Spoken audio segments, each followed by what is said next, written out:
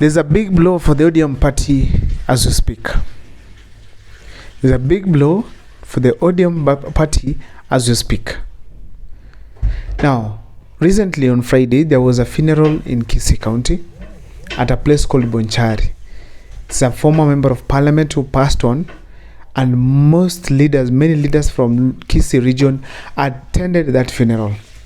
Amongst them all, it was the governor of Simbarati and of course the Senator Richard Momoima Onyonka.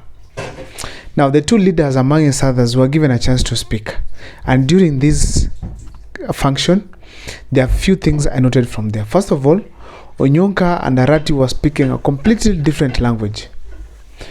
Onyonka started by saying he will be criticizing the governor Simbarati whenever it goes wrong, but will be supporting him as well whenever he does things right.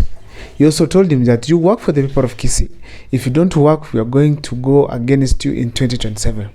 That is not the basis of my analysis here today. The basis of my analysis here today is that Richard Onyonka told Governor Simbarati that wewe back your DM, sisi tunashatoka, we are heading to a different direction. And that was very clear. He did not refer to himself, Mimi. He said Sisi, meaning most of these parliamentarians from Gusii region have already made up their mind that they are going to switch from ODM and either form their own party or go to another direction. Why am I saying that it's not just Onyonka? When they were appointing the minority leader in the National Assembly, Anthony Kibageni came on board and said he wants the seat, but he was ignored. After that, he went ahead to speak on various media stations and said that the ODM party does not consider the Gusii region, and therefore it means that they're not going to support it at all, and they're going to come up with a political party that's going to be used in 2027 as the Gusii region. So in a nutshell, is that they are dissatisfied with what ODM party is doing. People are feeling like, no, we are not considered, we are ignored as a community. So they have felt like they need now to chart their own path and create their own party that's going to propel them to various seats in 2027. Now, one thing that also came to my mind is this. Onyonka now echoing the same thing. That means these people have already discussed and it has already been made. But the most worrying statement that I noted there is that Simbarati seems to be isolated. First of all, I did a bit video here by saying that he was booed when he was supporting William Ruto. People did not listen to him. Simbarati is one leader whenever he speaks in Kisii. There's so much ululation, so much support, so much cheering from the crowd. But this time around, he was not the same person anymore. It's the support he used to get from the people from that region. He was not getting it anymore. People are feeling like let him finish and leave, which is very, very serious. Now, Simbarati is one guy who had taken over the ground in Kisii. Ruto and Osoro tried to shake him, but he could not. So, seeing this kind of a reaction, meaning that the community, Kisii County, Nyamira combined, they are fed up with Raila Odinga and the ODM party at large.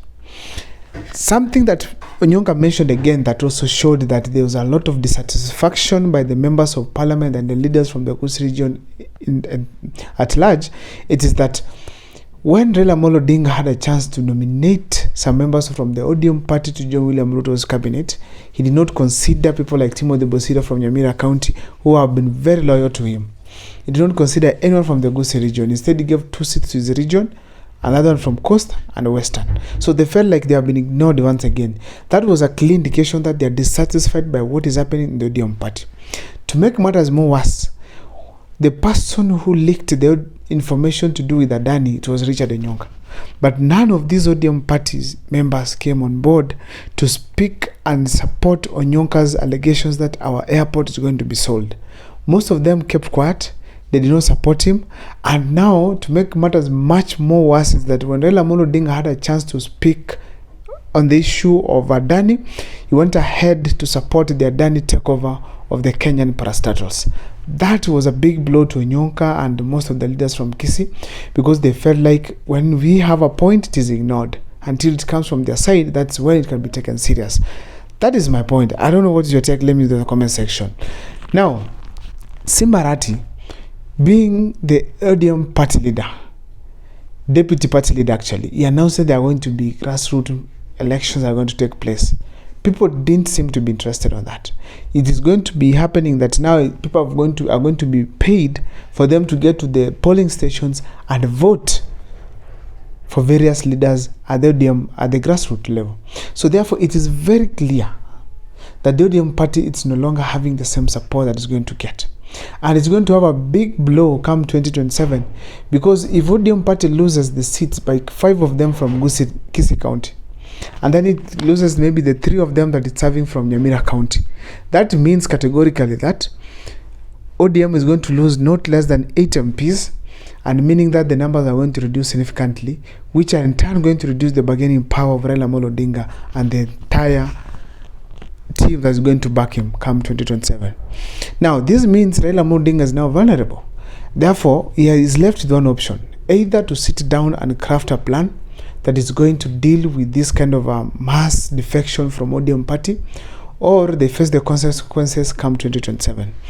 Another thing that is going to happen here, Simba Arati insinuated that they are going to nominate some person from Nyamira County to become a minister and also appears from Kisii County again. That is probably a plan to deal with the hostile ground that has been now noticed within Kisii County. I don't know what is your take as far as this analysis is concerned, but from my side, I feel strongly that ODM party is now getting isolated. ODM party is losing ground, and ODM party it's now becoming weak if the Gusii community quits. Now, some people might say the votes from that region are not significant. Some people are also saying that they are not united always. Imagine a party is formed and they vote in one direction. What will happen to the country? Imagine the journey of Gachagua, Kalonzo, and other parts of this country. What will happen to Raila Amolo Odinga and William Ruto? There's those who doubt whether the Kisii community, the Upper Gusii in general, can unite. These people united last in 2002 when Nyachai was vying for presidency, and they voted almost 100% in support of Nyachai.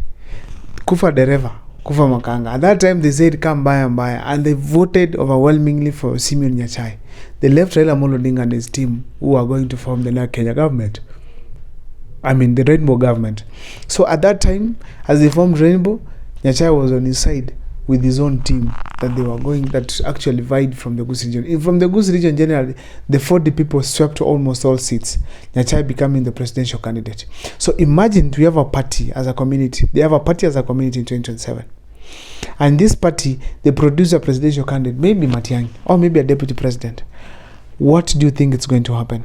I don't know what is your take. If Kisii community is going to unite, let me see on the comment section, maybe yes or no. And if you think they're going to negatively impact ODM if they quit, please let me also see your opinion on the comment section. My name is Abel Mukwa. See you next time. Please make sure to subscribe, like, and comment, because that is the best support you can give this channel. See you next time for more videos.